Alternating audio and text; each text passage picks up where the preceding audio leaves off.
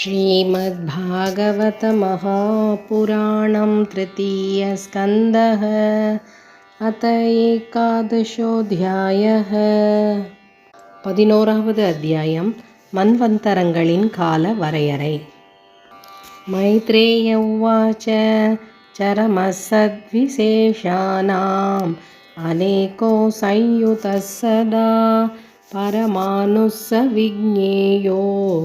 ऋणाम् ऐक्यभ्रमो यतः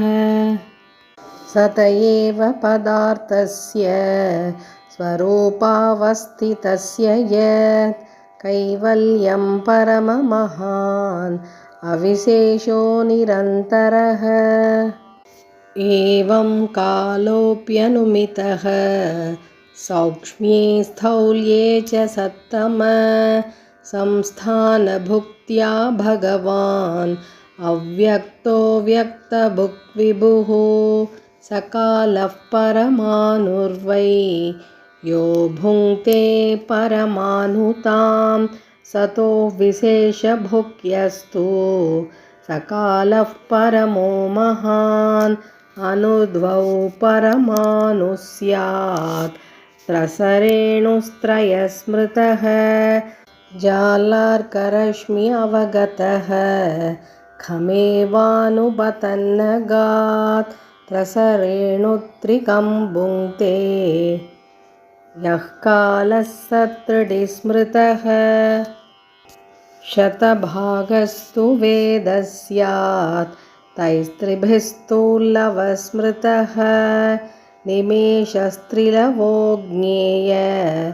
आम्नातस्ते त्रयः क्षणः क्षणान् पञ्चविदुः काष्ठां लघुतादश पञ्च च लघूनि वै समाम्नाता दश पञ्च च नाडिका ते द्वे मुहूर्तः प्रहरः षड्यामः सप्तवानृणाम् द्वादशार्धफलोन्मानं चतुर्भिश्चतुरङ्गुलैः स्वर्णमाशैकृतच्छिद्रं यावत्प्रस्थजलप्लुतं यामाश्चत्वारश्चत्वारो मर्त्यानामहनी उभे पक्षः पञ्चदशाहानि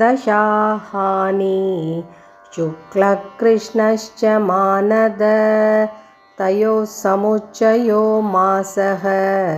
पितॄणां तदहर्निशं द्वौ तावृतुः षडयनं दक्षिणं चोत्तरं दिवि अयने चाहनी प्राहुर्वत्सरो द्वादश स्मृतः संवत्सरशतं नृणां परमायुर्निरूपितं ग्रहर्क्षताराचक्रस्थः परमान्वादिना जगत् संवत्सरावसानेन पर्येत्य निमिषो विभुः संवत्सरः परिवत्सर इडावत्सर एव च अनुवत्सरो वत्सरश्च विदुरैवं प्रभाष्यते यस्रज्य शक्तिमुरुदोच्छ्वसयन् श्वशक्त्या पुंसो भ्रमा यदि विधावति भूतभेदः कालाख्यया गुणमयं क्रतुभिर्वितन्वंस् तस्मै बलिं हरत वत्सर पञ्चकाय विदुर उवाच पितृदेवमनुष्याणाम् आयुः परमिदं स्मृतं परेषां गतिमाचक्ष्व ये स्युः कल्पात् बहिर्विदः भगवान् वेदकालस्य गतिं भगवतो ननु विश्वं विचक्षते धीरा योगराध्येन चक्षुषा मैत्रेय उवाच कृतं त्रेताद्वापरं च कलिश्चेति चतुर्युगं दिव्यै द्वादशभिर्वर्षैः सावधानं निरूपितं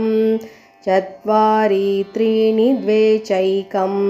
कृतादिषु यथाक्रमं सङ्ख्यातानि सहस्राणि द्विगुणानि शतानि च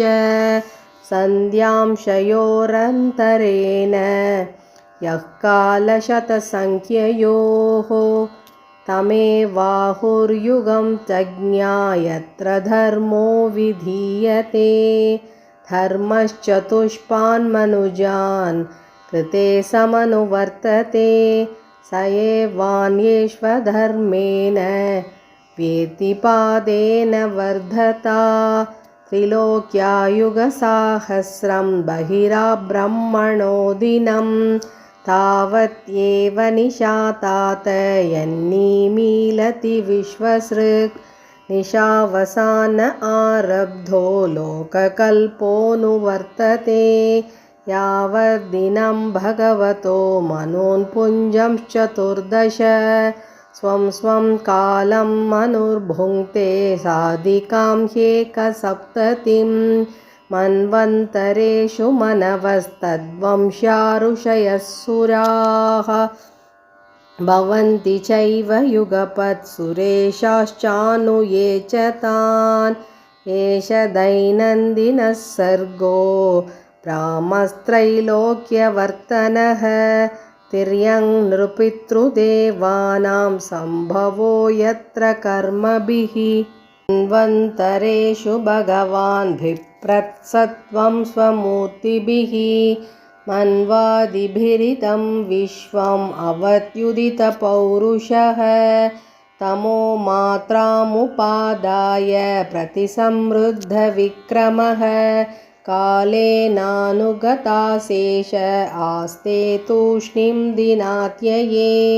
तमेवान्वभिधीयन्ते लोका भूरादयस्त्रयः निशायाम् अनुवृत्तायां निर्मुक्तशशिभास्करं त्रिलोक्यां दह्यमानायां शक्त्या सङ्कर्षणाग्निना यान्ध्युष्मणामहर्लोका जनं भृक्त्वादयोर्दिताः तावत् त्रिभुवनं सद्यः कल्पान्दैतितसिन्धवः प्लावयन्त्युत्कटाटोपचण्डवातेरितोर्मयः अन्तः स तस्मिन् सलिल आस्ते नन्दासनो हरिः योगनिद्रानिमीलाक्षः स्तूयमानो जनालयैः एवं विधैः अहोरात्रैः कालगत्योपलक्षितैः अपक्षितमिवास्यापि परमायुर्वयशतं यद् अर्धमायुषस्तस्य परार्धम् अभिधीयते पूर्वः परार्धो अपक्रान्तो ह्यपरोऽद्य प्रवर्तते पूर्वस्यादौ परार्धस्य ब्राह्मो नाम महानभूत् कल्पो यत्राभवद्ब्रह्मा सप्तब्रह्मेति यं विदुः तस्यैव चान्ते कल्पो भूत्यं पाद्ममभिचक्षते यद्धरेर्नाभिसरस आसील्लोकसरोरुहम् अयं तु कथितः कल्पो द्वितीयस्यापि भारत वाराह इति विख्यातो यत्रासीत् सूकरो हरिः कालोऽयं द्विपरार्धाख्यो निमेष उपचर्यते अव्याकृतस्यानन्दस्य अनादिर्जगतात्मनः कालोऽयं परमान्वादिद्विपरार्धान्त ईश्वरः नैवेशितुं प्रभुर्भूम्न ईश्वरो धाममानिनां विकारैः सहितो युक्तैः विशेषाधिभिरावृतः आण्डकोशो बहिरयं 50 कोटिविस्तृतः दशोत्तराधिकैर्यत्र प्रविष्टः परमाणुवत् लक्ष्यतेऽन्तर्गताश्चान्ये कोटिशो ह्यण्डराशयः तदाहुरक्षरं ब्रह्म सर्वकारणकारणं विष्णोर्धाम परं साक्षात् पुरुषस्य महात्मनः इति श्रीमद्भागवते महापुराणे पारमहंस्यां संहितायां तृतीयस्कन्धे एकादशोऽध्यायः। हरे नमः हरे नमः हरे नमः। गोपिका जीवनस्मरणं गोविन्द गोविन्द। श्रीकृष्णार्पणमस्तु।